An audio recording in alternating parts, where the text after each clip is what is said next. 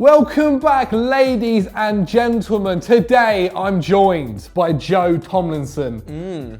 We're going to be answering your hot takes that you've sent in on Twitter. If you'd like to be featured next week, make sure you're hitting us up on the Twitter. The handles are down below. What a week it is. I'm a Celebrity's back. Hot Takes is back. And he's even shampooed his hair. This one was sent in by Jacob Wood. Barrel Wolf is his handle on Twitter. Whoa. Someone's a Tory. Barrel Wolf. Someone's kind of edgy. Is that a double barrel? No, what? Barrel Wolf. This is a handle, you I thought it was a surname. stupid idiot. Anyway, Jacob says Manchester City are a bang average top 4 team and are protected by the refs. Oh, God. Only a matter of time before they replace Fergie time with Pep Mins. Really original there. Nail that one, Jacob. Well done, mate. Really killed it. Pep Mins. But in all seriousness, what a load of rubbish this is. Manchester City, even as a Man United fan, are one of the best Premier League teams of all time right now. It's nothing to do with the refs, it's all to do with the coaching, the tactics, and the level of players they've been able to bring to the club. The depth is so deep, it's unbelievable. Gundogan, Bernardo Silva, Mahrez, Gabby Jesus, John Stones, company. I mean, you are just naming the squad. Yeah, no, they're the ones that usually start on the bench. Are they? Mostly. I reckon John Stones is starting. Alright, apart from John Stones, but rest. But anyway, to add to your second point on the refs protecting them, what a load of rubbish this is. I remember vividly last season, them getting kicked up and down the pitch against all sorts of mediocre teams. One particularly harrowing incident I remember against Wigan, when Leroy Sané was sived down and Pep had to come out publicly and demand his players got more protection. Teams go out there to kick the out of Man City because Man City play them the off the pitch. Oh, that was beautiful, that was. Kind of. Name some more players if you want. Aguero, he's alright. JJW sent the next one in. He says the Netherlands have the best centre-backs out of all the national teams in Van Dijk and De Ligt, with De Vrij on the bench. That is a spicy take. They are good. They're pretty good. You know, it's not the worst to have, especially considering the previous ones they've had not too long ago. But, you know, the France squad. Umtiti. Yeah. Varane. Not bad. Is Lenglet? Depending how they say it in French. How is it? French, yeah. French. Nailed it, that. Yeah. Really nailed it. Even, you know, John Stones, Carl Walker, Joe Gomez. Whoa. Also, I think Spain have some pretty outstanding centre-backs. Ramos, PK maybe past his prime a little bit. Also, Germany still have some strong players in there. Nicolas Süle coming in, Hummels, Jerome Boateng, although he is quite injury-prone. But I will admit, Netherlands are certainly up and coming. Virgil van Dijk, definitely one of the best defenders in the world. Matthijs de Ligt, probably going to get a 50 to 80 million pound move this summer. And if that happens, let's not forget the Netherlands will indeed have the 2 most expensive central defenders in world football. So a case can be made. My problem is the depth, because as good as De Vrij is, the 4th choice centre-back, as far as my knowledge is aware, is Nathan Ake. Now, Nathan Ake, he's having a good season at Bournemouth, but calibre-wise, when stacked up against France's depth, doesn't quite work for me. I would say France have the best central defenders in world football and the deepest squad and the deepest defence. But Netherlands, top 3 for me. But you know, where would you put the Netherlands? Vote in the poll up there. Do you agree with me and Zach, or do you agree with JJW? Jonah Babai.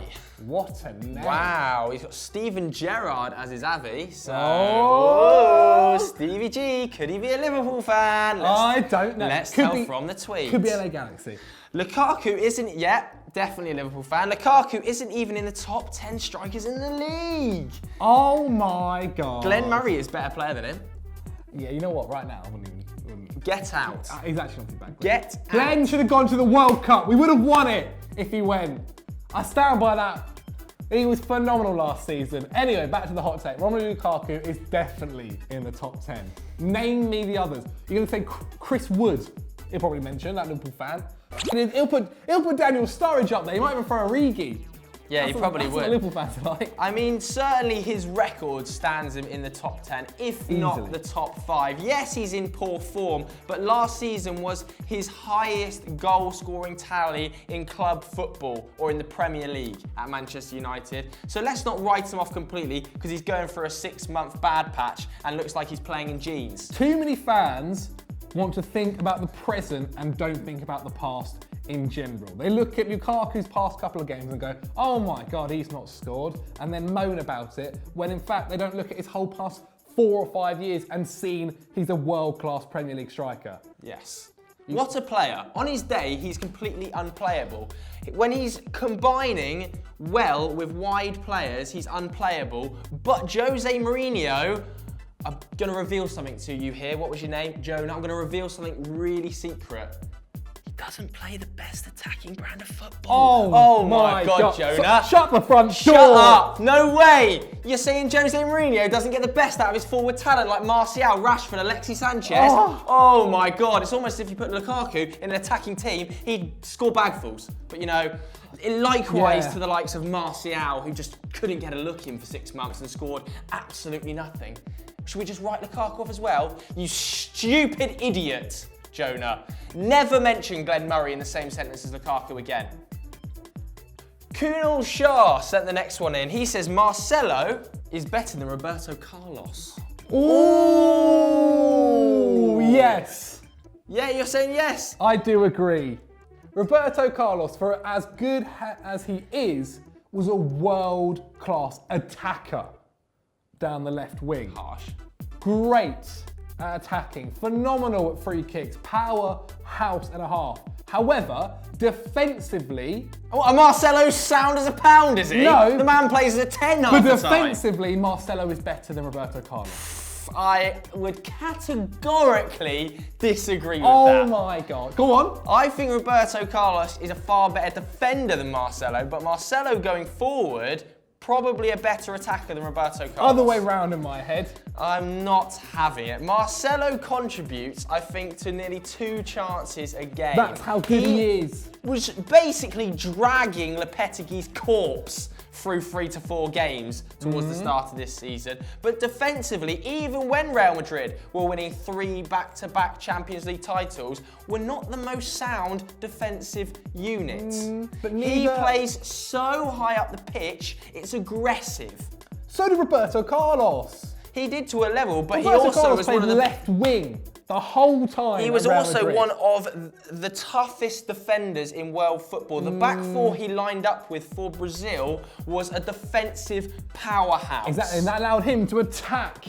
The others did the main defending. He went and attacked down that left wing. He was a bullet at attacking, and both world-class Because he had a powerful fullbacks. free kick. He was great on the ball as well.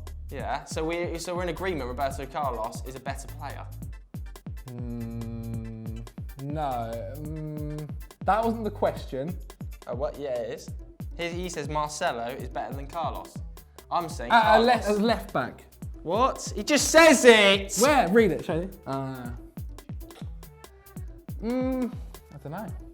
It's pretty close call. Yeah. Marcelo has a lot of honours to his name now. I would say he's probably got more honours than Carlos. Although Carlos has got that World Cup. Yeah. So... They're both really good. They're both fantastic. Tough one to call. I would go Carlos still. Marcelo. The next hot take is a reply to Kieran Carlin. And he says, Patrick Van Straten is actually a teddy bear who tries to be a grumpy old man. Doesn't try, succeeds. Succeeds. I think Pato is both a teddy bear Yeah.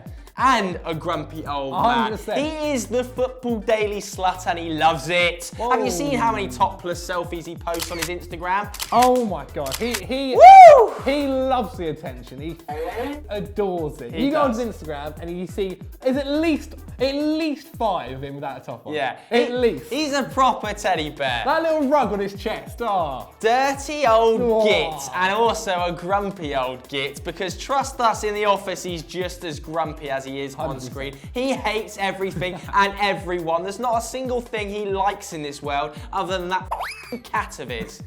The Russian blue. And XG. Sushi. And XG. And expected goals. If he could have expected sushi, he'd love it. He'd cry. Expected cats. Though, as we said, he is a teddy bear at times where, especially when he's drunk. Yeah, he's one of the nicest men. Very cuddly. Very cuddly. Always. Talking about his cat. So that's it for this episode of Hot Takes. Before you do anything else, make sure you go and download the podcast. The links are in the description below at the top. And what else is available to the wonderful viewers? Head over to FDFC, make sure you're subscribed, and check out The Bucket List, Personal Mastermind, and a new series coming very soon, next week most probably, Sevens, where we play football and become ballers. You can see actually how good we are. We talk a lot about football, it's time for us to show. We talk the talk, can we walk the walk? Get this to another 2,500 likes again, and Joe will post a topless selfie.